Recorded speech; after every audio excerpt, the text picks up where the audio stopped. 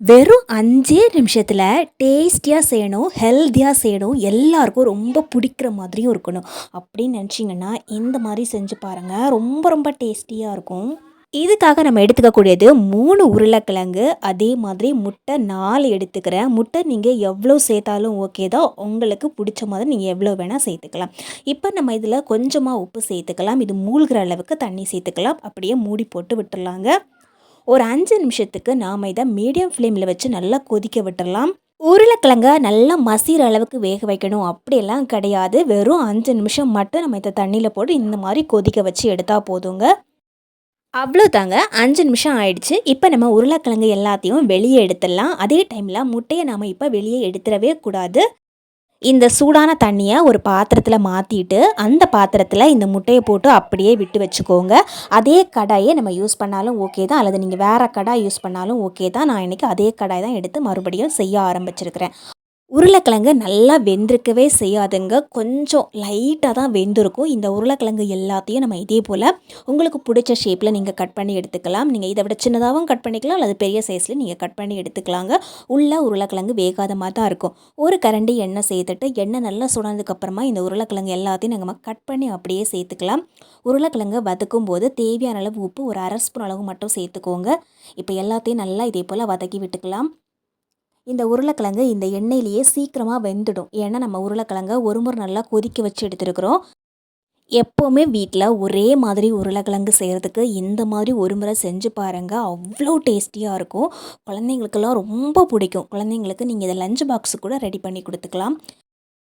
உருளைக்கிழங்கு நல்லா சூப்பராக வெந்திருக்கு. அதே சமயத்தில் நல்லா மசியாத அளவுக்கு இருக்குது. ஒன்று எடுத்து நம்ம லைட்டாக கட் பண்ணி பார்த்தாவே தெரியும் உருளைக்கிழங்கு நல்லா வெந்திருக்கா அப்படின்னு நமக்கு தெரிஞ்சிடும். வெந்ததுக்கப்புறமா உருளைக்கிழங்கு எல்லாத்தையும் ஒரு பாத்திரத்தில் நம்ம தனியாக எடுத்து மாற்றி வச்சிடலாம். இப்போ நம்ம ஏற்கனவே முட்டையை அந்த சுடு தண்ணியில் அப்படியே போட்டு வச்சுருப்போம் இல்லைங்களா, அதை வெளியே எடுத்துகிட்டு நல்லா உரிச்சு எடுத்து வச்சுக்கோங்க. கடாயில் 2 ஸ்பூன் அளவு சமையல் எண்ணெய் சேர்த்துக்கலாம். 1/2 ஸ்பூன் கடுகு, 1/4 ஸ்பூன் ஜீரகம், 1/4 ஸ்பூன் பெருஞ்சீரகம். இது எல்லாத்தையும் சேர்த்துட்டு நல்லா பொரிஞ்சு வந்ததுக்கப்புறமா ஒரு பெரிய வெங்காயம் சின்னதாக கட் பண்ணி வச்சுருந்தேன், அதையும் நம்ம அப்படியே இதில் சேர்த்துக்கலாம். சேர்த்துட்டு இப்போ நல்லா இதே போல் வதக்கி விட்டுக்கலாங்க. வெங்காயம் சேர்த்துக்கும் போது கேமரா கட் ஆகிடுச்சு, அதை மட்டும் என்னால் சரியாக காமிக்க முடியல. இப்போ வெங்காயத்தை நல்லா இதே போல் வதக்கி விட்டுக்கலாம். ஓரளவுக்கு கொஞ்சம் நிறம் மாற வரைக்கும் நம்ம வதக்கி விட்டோம்னா டேஸ்ட்டு நல்லாவே இருக்குங்க. இப்போ வெங்காயம் ஓரளவுக்கு நல்லா நிறம் மாறியிருக்கு.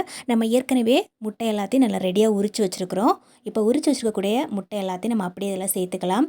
இப்போது 1 நிமிஷத்துக்கு ஹை ஃப்ளேமில் வச்சுட்டு இதே போல் வதக்கி விட்டுட்டே இருந்தோன்னா முட்டையெல்லாம் நல்லா சூப்பராக ஃப்ரை ஆகி கிடைக்கும். வெளியே மட்டும் நல்லா ஃப்ரை ஆகி கிடைச்சாவே முட்டையோட டேஸ்ட்டு ரொம்ப சூப்பராக இருக்கும். நம்ம இந்த மாதிரி செய்யும்போது உருளைக்கிழங்கு கொஞ்சம் கூட அடி பிடிக்காமல் அந்த மசாலாலாம் அப்படியே ஒட்டி இருக்கும். அதை பார்க்குறதுக்கே அவ்வளோ சூப்பராக இருக்கும். இந்த மாதிரி நம்ம செஞ்சு கொடுத்தோன்னா குழந்தைங்க முட்டையும் விட மாட்டாங்க, உருளைக்கிழங்கையும் விட மாட்டாங்க.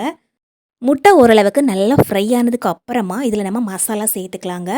1/2 ஸ்பூன் மிளகு சேர்த்துக்கிறேன், 1/2 ஸ்பூன் கரம் மசாலா, 1 ஸ்பூன் மிளகாய்த்தூள், வெறும் மிளகாய்த்தூள் தான் நம்ம இதில் சேர்த்துக்கணும். இப்போ எல்லாத்தையும் நல்லா இதே போல் ஒரு முறை இந்த எண்ணெயிலேயே நம்ம வறுத்து விட்டுக்கலாம். நிறம் கொஞ்சம் மாறும், அதே சமயத்தில் டேஸ்ட்டும் நல்லாயிருக்கும். அவ்வளோதாங்க, ரொம்ப சூப்பராக ஈஸியாக நம்ம இதை செஞ்சிடலாம்.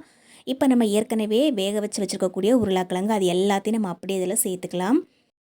உருளைக்கிழங்க நம்ம ஏற்கனவே வதக்கும் போதே உருளைக்கிழங்கு நல்லா வெந்திருக்கும், ஆனால் மசியாது. நம்ம உடச்சி பார்த்தோம் அப்படின்னா உருளைக்கிழங்கு நல்லா வெந்திருக்கிறது தெரியும்.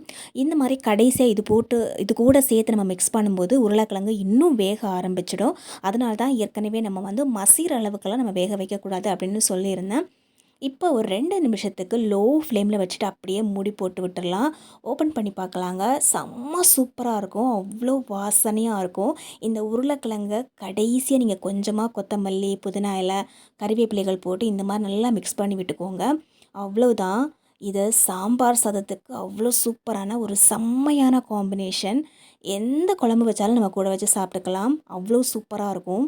குழம்பே தேவையில்லைங்க. நீங்கள் ஏதாவது ஒரு சாதம் செஞ்சுருக்கிறீங்க, லெமன் ரைஸ், தக்காளி சாதம், இல்லை வேறு ஏதாவது சாதம் செஞ்சுருக்கிறீங்க அப்படின்னா அது கூட நீங்கள் இதை வச்சு சாப்பிட்டு பாருங்கள். அவ்வளோ சூப்பராக இருக்கும்.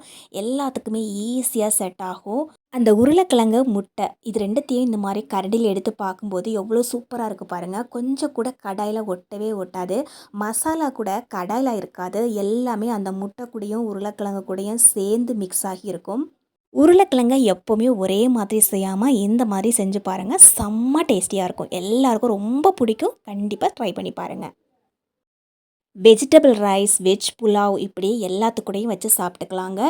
வீடியோ பிடிச்சா லைக் பண்ணி ஷேர் பண்ணுங்கள். கண்டிப்பாக ட்ரை பண்ணி பாருங்கள். உங்கள் ஃப்ரெண்ட்ஸ் அண்ட் ஃபேமிலிக்கு இந்த வீடியோவை நிச்சயமாக ஷேர் பண்ணுங்கள்.